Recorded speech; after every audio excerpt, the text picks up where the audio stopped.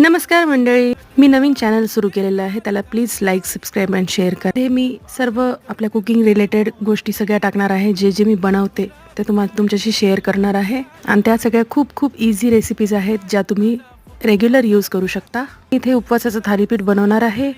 त्यासाठी मी इथे घेतलेलं आहे केपराचं उपवास भाजणी पीठ, 3 मीडियम साईजचे आलू, शेंगदाण्याची पूड जेणेकरून आपलं पीठ ड्राय होणार नाही, शेंदी लोण, सेंधा नमक आणि जिरं. आणि तुम्हाला जर वाटत असेल की ड्राय आहे तर थोडंसं दह्याचं पाणी किंवा दही मिक्स करू शकता. तर मी चांगलं मिक्स करून घेते आणि थोडंसं लाल तिखट टाकते. हे कम्प्लिटली ऑप्शनल आहे. तुम्हाला लाल तिखटऐवजी हिरवी मिरची घालायची असेल तर कुठून ती पण घालू शकता तुम्ही. आता याचा एक गोळा तयार करूया. तव्यावर थोडं तूप घालून हे चांगलं त्याच्यावर थापून घेऊया आणि मध्ये छोटे छोटे छिद्र करून त्यामध्ये तूप सोडूया. गॅस पेटवून घ्या आणि आलटीपलटी करून छान ते खरपूस भाजून घ्या. आता एक ताट घ्या, त्यामध्ये दही, लिंबाचं आंबट गोड लोणचं आणि थालीपीठ घ्या.